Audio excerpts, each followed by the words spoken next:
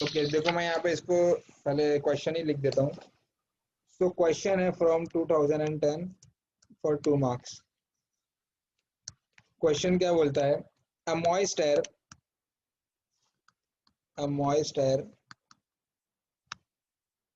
Has dry bulb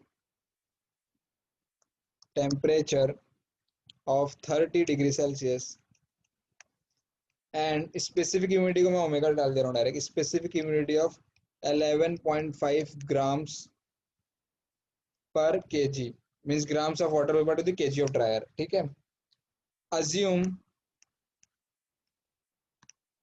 molecular weight of air 28.93 if this saturation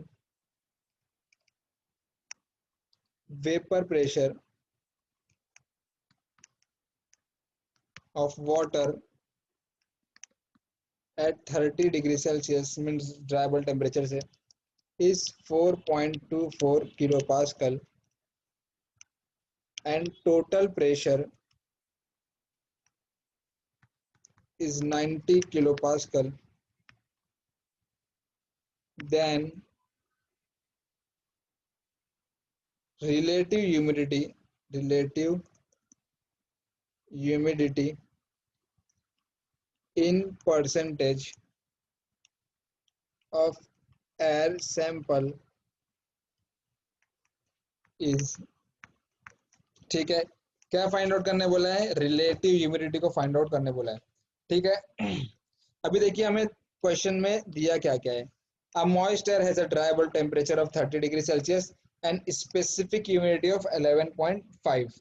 11.5 क्या है, grams में दिया है। ठीक है, ये चीज ध्यान रखना है, ग्राम्स पर केजी दिया, केजी पर केजी नहीं है। देन क्या लिखा, assume the molecular weight of air के कितना दिया, 28.93, जो हमने 29 लेकर के वैसे ही डिराइव किया है। If the saturation vapour of water saturation vapour pressure of water eight 30 degree Celsius is this, means क्या दिया है, पीवी की वैल्यू हमको दी है क्या, देन टोटल प्रेशर दिया है, क्या दिया है 99। ओके, सैचुरेशन कंडीशन में दिया है ना, सैचुरेशन वेपर मतलब ये पीवीएस दिया है, पीवीएस सैचुरेशन कंडीशन में। टोटल प्रेशर दिया है मीन्स पी की वैल्यू दी गई है हमको, ओमेगा की वैल्यू दी गई है, और फाइंड आउट क्या करने बोला है, रिलेटिव ह्यूमिडिटी मीन्स फाई। अब एक चीज मुझे पता है कि फाई इज इक्वल्स टू क्या होता है, प्रेशर के फॉर्म में, सिंस प्रेशर के फॉर्म में सारा दिया है, मास के फॉर्म में कुछ भी नहीं है, तो क्या होता है, या मैं लिख देता हूँ कि मास ऑफ क्या होता है, vapour to the mass of vapour in saturation condition, या pressure of vapour to the pressure of vapour in saturation condition.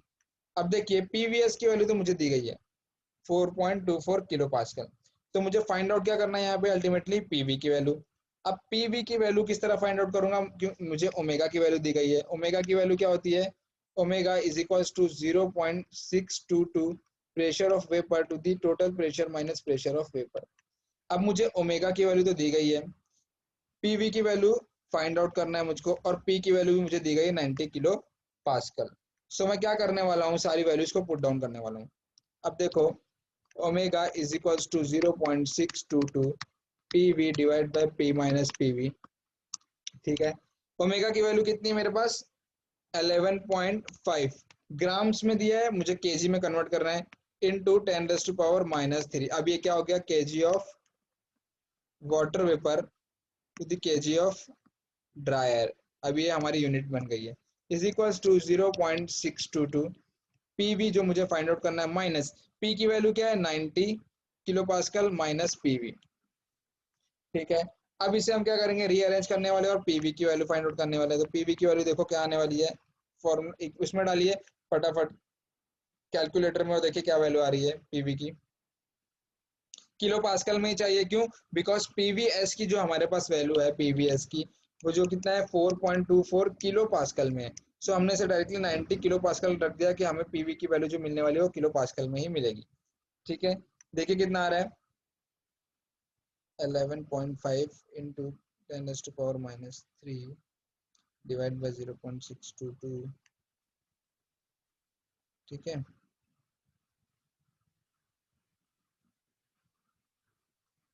Inverse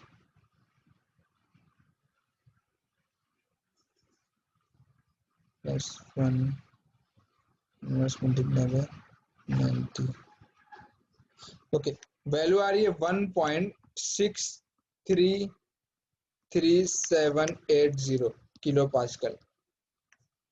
ठीक है, यही आई क्या वैल्यू? हाँ सर सेम है ना, ठीक है। सो हाँ पीवी की वैल्यू भी मुझको मिल गई। अब मुझे करना क्या है, ये किलो पास्कल में ही है, तो फाई की वैल्यू क्या होगी, PV divide bye PVS. PV की वैल्यू 1.633 डिवाइड बाय पीवीएस की वैल्यू हमारे पास है 4.24। ठीक है, इक्वल्स टू इसकी वैल्यू क्या आ रही है देखिए तो, अब डिवाइड बाय 4.24 इक्वल्स टू 0.3853। ठीक है, इतनी वैल्यू आ रही है। अब मुझे क्या बोला है, परसेंटेज में बोला है ना, क्वेश्चन में क्या बोला है, इन परसेंटेज, तो मुझे क्या करना पड़ेगा, मल्टीप्लाई बाय 100। सो क्या आएगा ये 38.53% रिलेटिव ह्यूमिडिटी। अब अप्रोच समझ में आ गया क्या किस तरह सॉल्व हुआ? हाँ सर यस सर। ओके 2010 का क्वेश्चन नहीं था क्या यार? ओके सो अब देख लेते हैं एक और क्वेश्चन। क्वेश्चन 2012 का, 2012 का भी क्वेश्चन है कि नहीं आपके पास, वो भी राइट डाउन कर दूं मैं? नहीं है सर 2012। ओके फिर एक और क्वेश्चन देख लेते हैं। अब ये क्वेश्चन एक बार आप ट्राई करने का देखो, क्योंकि फॉर्मूलेस देखिए उतने ही है हमारे पास। स्पेसिफिक ह्यूमिडिटी के दो क्वेश्चन मास के फॉर्म में, प्रेशर के फॉर्म में, रिलेटिव ह्यूमिडिटी के दो क्वेश्चन मास के फॉर्म में एंड प्रेशर के फॉर्म में, देन एक एंथैल्पी का फॉर्मूला। बस ये 5 फॉर्मूलों के ऊपर पूरा क्वेश्चन सॉल्व होते हैं इसके। ठीक है, न्यूमेरिकल्स क्या बोला है question, a room contain 35 kg of dry air and 0.5 kg of water vapor. The total pressure and temperature of air in the room are 100 kilopascal and 25 degrees Celsius respectively. Given that the saturation pressure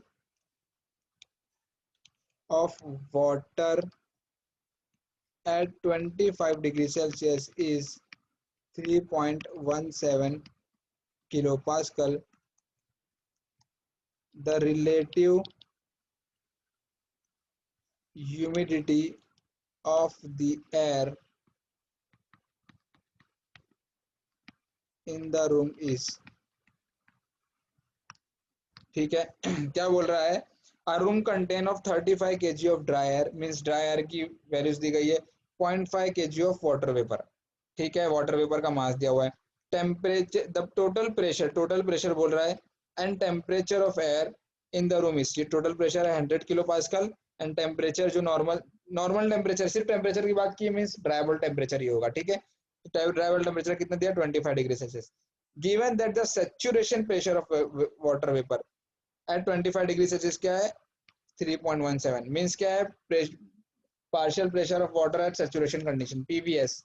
then relative humidity हमें find करना, means phi की value क्या है वो find out करना। ये वाला question solve हो जाएगा क्या आपसे?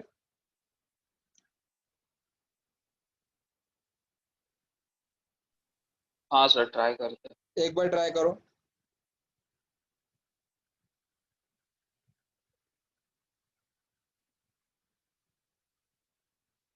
रिलेटिव ह्यूमिडिटी कितना है, 0. 1296 मतलब परसेंटेज में बताओ कितना आ रहा है? 12.96%। नहीं नहीं, 12.96 इतना कम नहीं होगा। चेक करो। एक बार वापस से क्रॉस चेक करो। अक्षय तुम्हारा आया क्या? करो।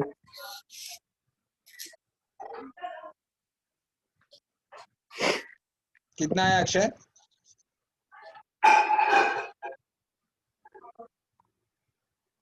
64% सिक्सटी ये ह्यूमिडिटी रिलेटिव ह्यूमिडिटी ना? स्पेसिफिक। हाँ रिलेटिव ह्यूमिडिटी ओके नहीं रिलेटिव नहीं, स्पेसिफिक ह्यूमिडिटी स्पेसिफिक ह्यूमिडिटी कितना है?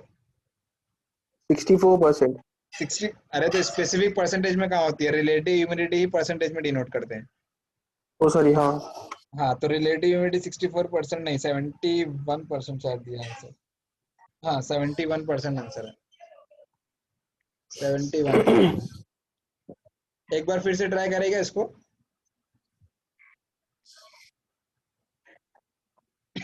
करते हैं सॉल्व, देखते हैं।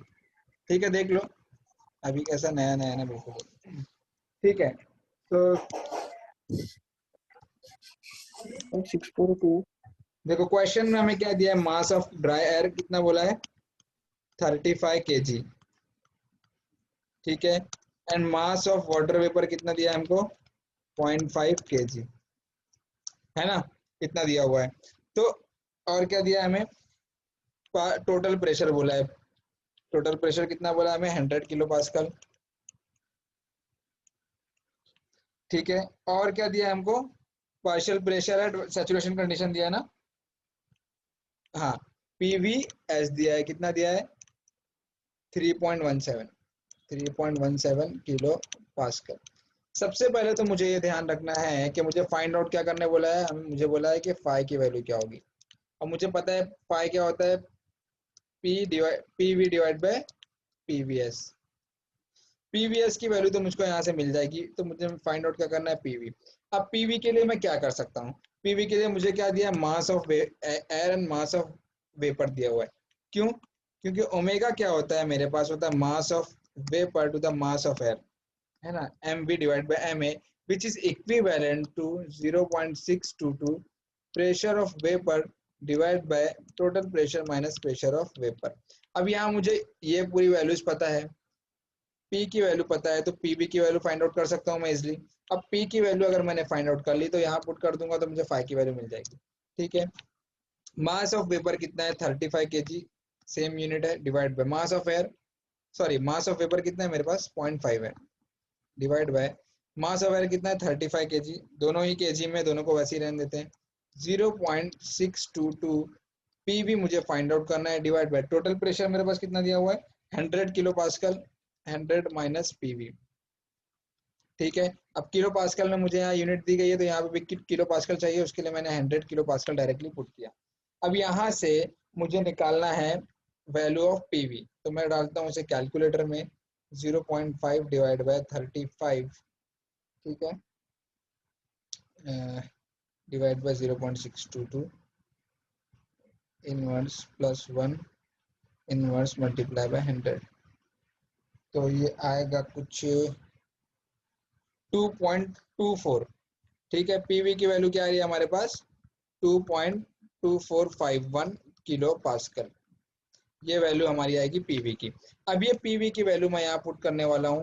सो 2.245 divide by 3.17 divide by 3.17 multiply by 100, तो ये आएगा 70.8 8%, हाँ। 71% ना क्वेश्चन में जो हाँ था। Sir, same. ठीक है ना? हाँ। ओके ठीक है, देखिए अब कुछ नोट पॉइंट लिख लो। कुछ फॉर्मूले हैं जो एक्स्ट्रा क्वेश्चन सॉल्व करने के लिए काम आएंगे। एक है एपी जॉन्स फॉर्मूला, ये इतना यूज नहीं होते बट कभी कभी क्वेश्चंस आ जाते हैं। गेट में तो अभी तक नहीं आया बट सॉल्व करने के लिए आपको टेस्ट सीरीज या कहीं ना कहीं काम आएगा। तो एपी जॉन्स फॉर्मूला क्या है? It is a relationship between PV and PVS. ठीक है, कैसे है वो? partial pressure of water vapor is equals to partial pressure of water vapor in saturation condition minus 1.8 times of total pressure dry bulb temperature minus wet bulb temperature divided by 2700। ठीक है, ये formula जैसा है आपको वैसा ही याद रखना है। इस पर न्यूमेरिकल्स एक या दो कहीं हार्डली आए, सॉल्व कर सकते हो तुम अगर आए तो, वो भी टेस्ट सीरीज में शायद से आएंगे, गेट में अब तक नहीं पूछा गया है।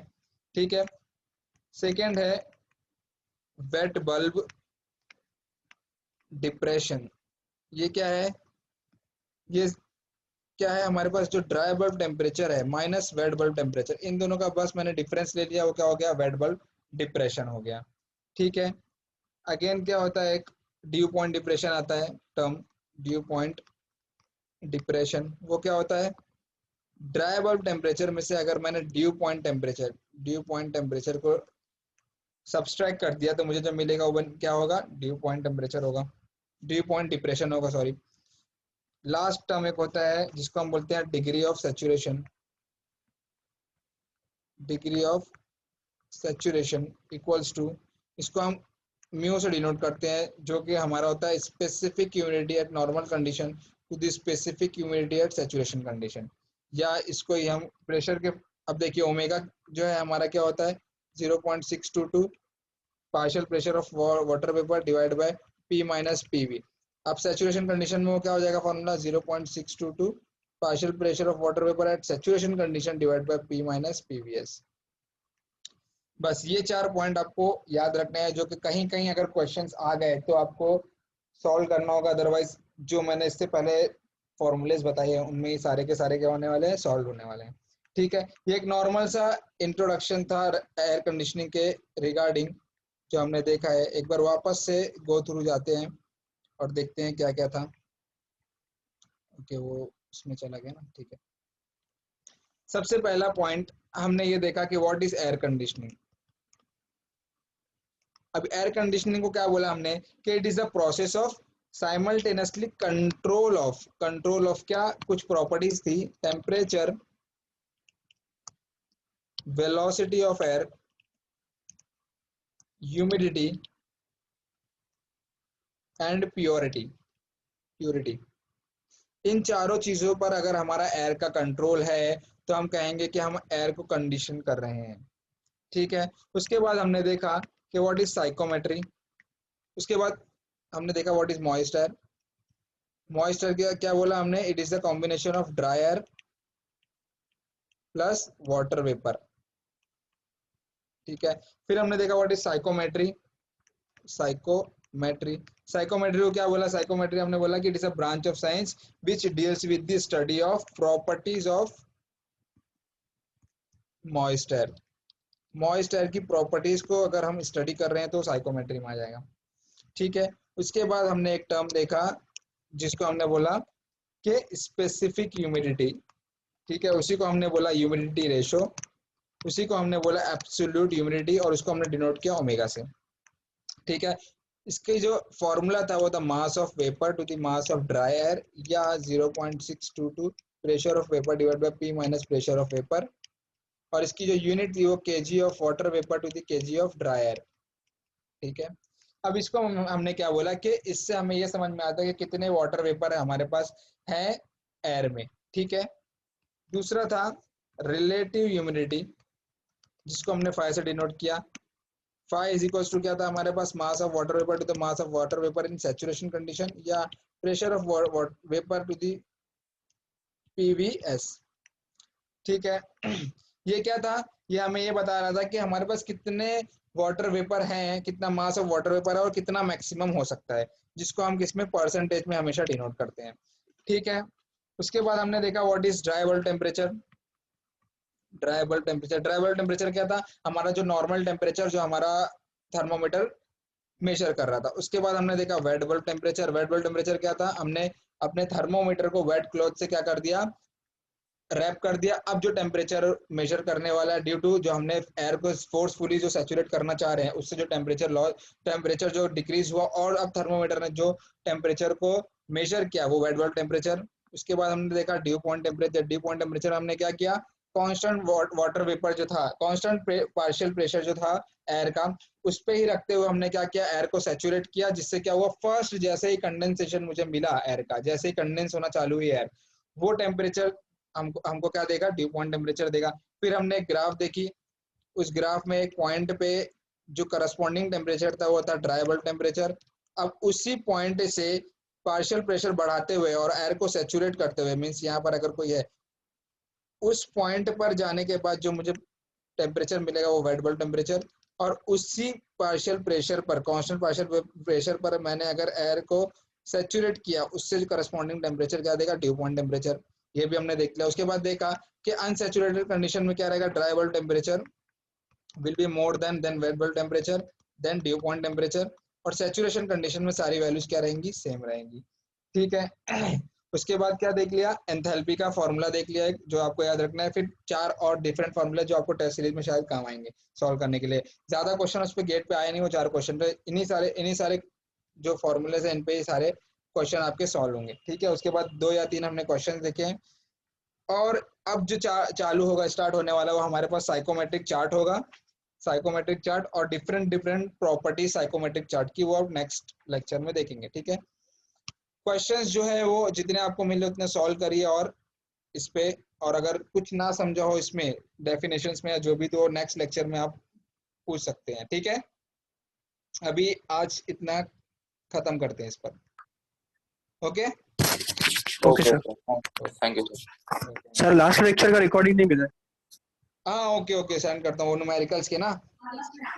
हाँ हाँ ओके ठीक है, वो भी सेंड करता हूँ, ये भी recording. Okay okay sir, thank you. Okay चलो मोस्ट